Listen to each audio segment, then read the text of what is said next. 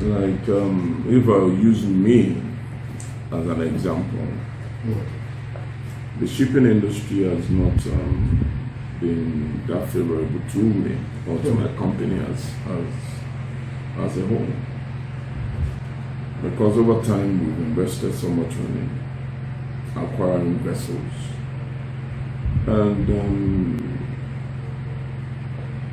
these vessels were acquired based on contract received from the so-called IOCs and everything. But at the end of the day, we were not protected. The law that was meant to protect us was there. But the people who were meant to implement the law to making sure that we get the benefit of that law was not there for us. So the majority of our assets were just there for so many years, practically doing nothing. And to me, the shipping industry, I don't think Nigeria as a country is actually ready to encourage or to develop that side of economy. I don't think they're just ready. That is just the reality. The government is not ready to develop that side of the industry.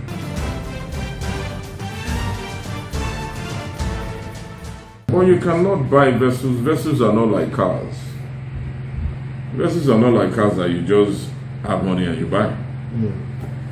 You buy vessels or you buy vessels because you have the need for that vessels. Okay, like service boats now. You cannot just go and buy a service boat and just park it somewhere. You're buying service boats because there's a contract, which means there will be a use for her. But at the end of the day, when you don't even have that use, when majority of the contracts are not there for the Nigerians, I laugh when the few who have make so much noise about the opportunity in the industry, not looking at the percentage of what should be coming to us as ship owners, but they end up celebrating, I would say, mediocrity, or I don't even know how they pronounce the word. But the truth is, I don't think this industry has gotten what we should be getting.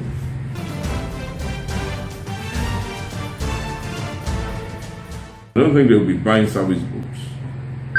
I think the national carrier will be dealing with freighters, container carriers, big vessels like that. But the truth is, it's a different thing having the vessel.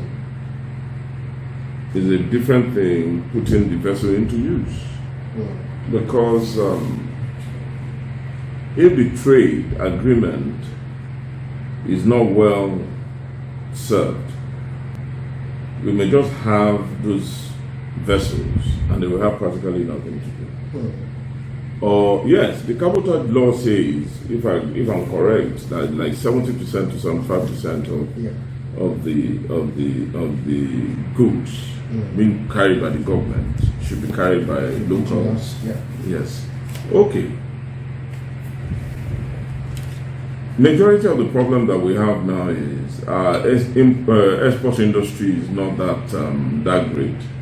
So majority of the vessels that come into Nigeria, for example, go back empty or half empty, or they go back with empty containers that they brought.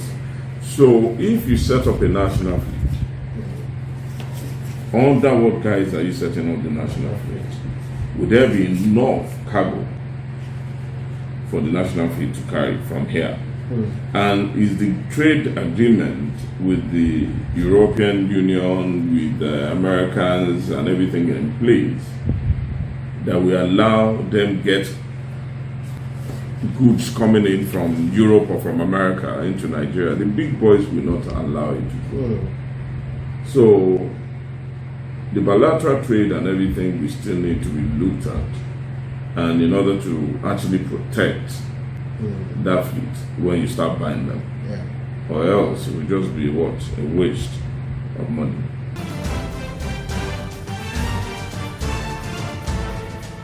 We had them before. What did we do with them? Why did it fail? We need to look at all that. Yes, if we have the national fleet, yes, maybe the national fleet we have tankers. And if we change our mode of sales of our crude oil from FOB to CRF, maybe then they'll be able to carry.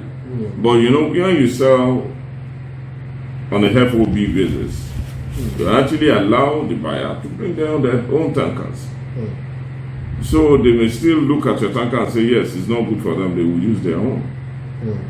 You understand? Until that FOB issue is looked into and addressed and changed, we may have national fleets that will practically be doing nothing.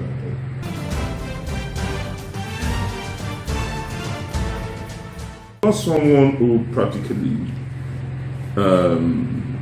talk down on people, but respect biggest respect. Rotimi Amechi, I'm sorry, it talks rubbish sometimes. Because he keeps talking about this Singapore trip that he went to. Who did he go with? Did he invite ship owners to come with him?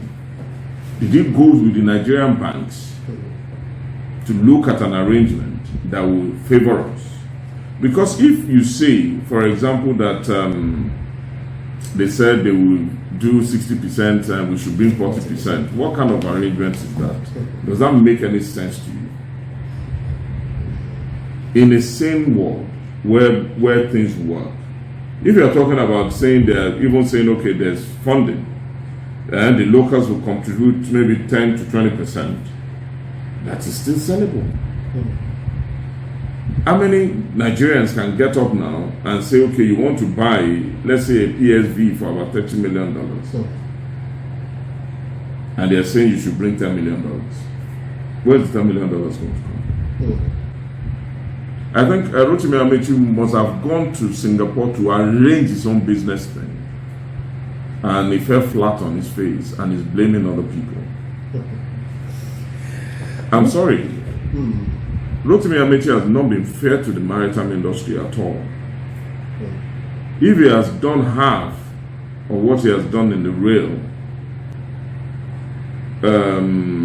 railway industry, I think we'll be far, far better than where we are today. But I really don't like I said, I don't like talking down on people, but I think someone really needs to talk to him. And to make him understand that sometimes he needs to control his tongues. He talks too much.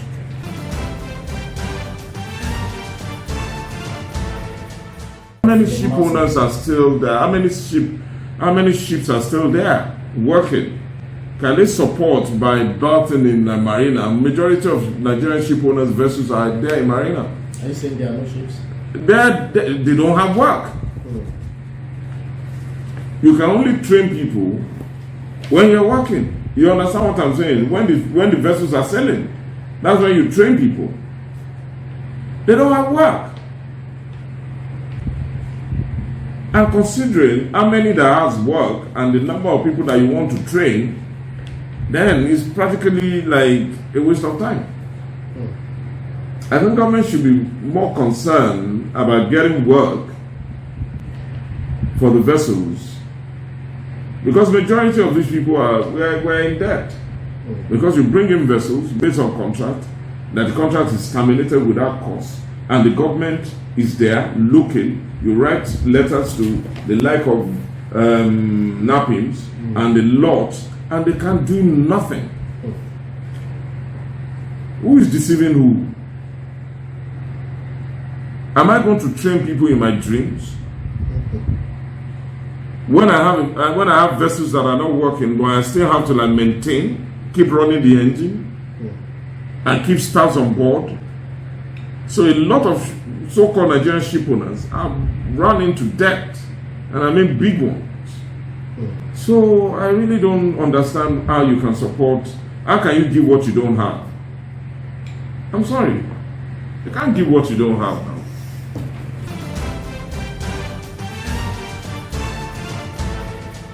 When they say there's a crack, then that means something is wrong. And I don't think you'll be comfortable with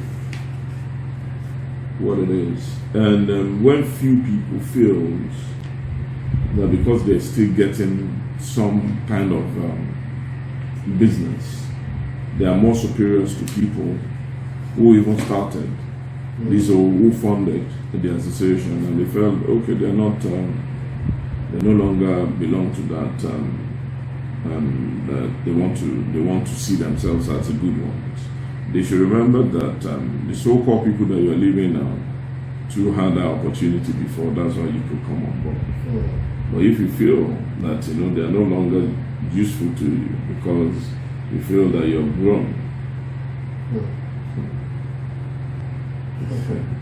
When the wind comes, when the wild wind comes, you will need people to support you. So it's sad, but we're working very hard now to bring back the association. We're trying, looking at all the possibilities of why it failed, and in order to correct most of why it failed, in order to have a more robust organization or association here. So I guess with time we'll get there. It's not easy. It's very easy to destroy, but it's always very difficult to build. So we'll get there.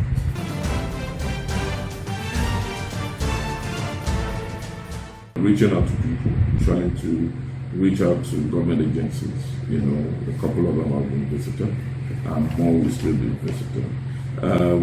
So it's I think it's like I said, it's always very hard to rebuild. That's why they said it's even easier to build than to renovate sometimes. Because you just never know what you are going to meet. So but with time, I think we will get to that destination that we want to go.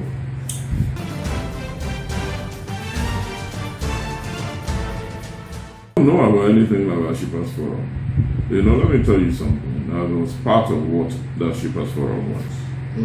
And Shippers Forum was just a sitting that was put together in order to address the issues we have in the industry. So they are not an association. And I need, to the best of my knowledge, that forum should not even still be there anyway.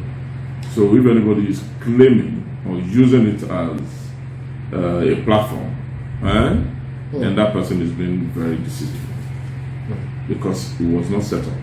And the same person who is claiming to be the chairman of the forum, it's the same person that wants to go and register SOA. So you can actually see, the desperation of wanting to cling on to something that you don't start. And I think with time, when we get to where we're going, there will be more exposure on all the deceit that went on there. Well, we'll address that.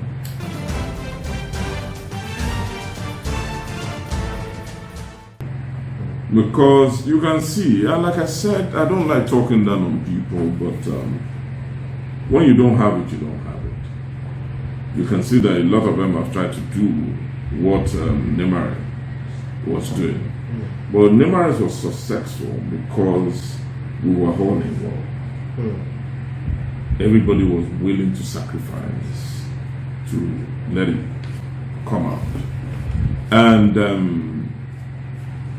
you can see that they've tried, but I would say they failed.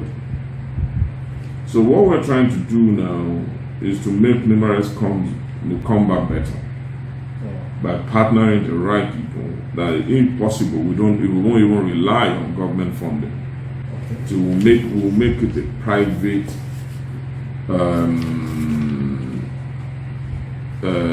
how can I even put it? Sponsored program. So get the right sponsors and everything. And we're talking to one or two international companies that we can work with that will be of direct benefit. They've been doing this for years. They have the banks in Europe that will support, and we're going to do the right thing. And it takes time. It takes time, but we want to get it right. We're going to come. We're going to do something very soon by His grace.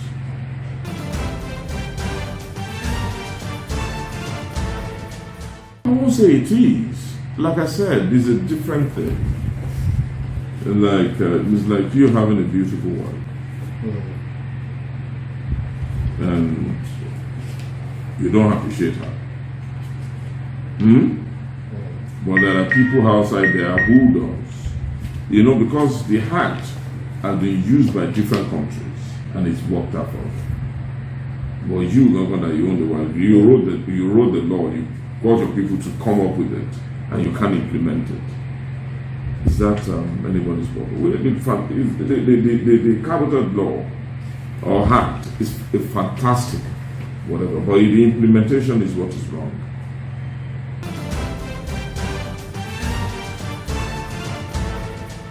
First of all, you need to understand the genesis of this CBFM.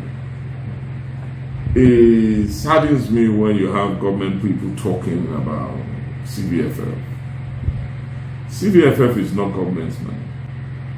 CBFF is money that was contributed from contract or from proceeds of freight of local ship owners. CBFF is government is just meant to be a custodian of the money. But now, like everything in Nigeria, once you see money, everybody believes that. So I think until that issue is sorted and we determine who owns that money, we'll continue to go in circles. But I heard that there's some people who are trying to go to court to can actually get an interpretation for that. I think that will, because until all these issues are addressed and looked into, we'll just be deceiving ourselves. We'll just be deceiving ourselves. But it's our money. It's not government's money.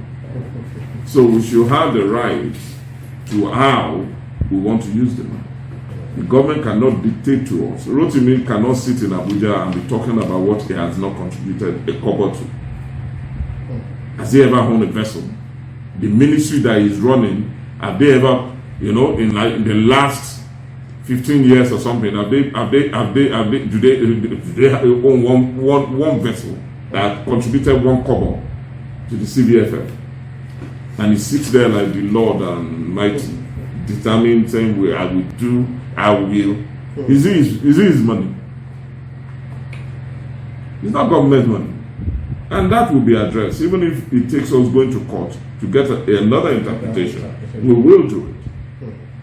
Because yes, people like us contributed money to it.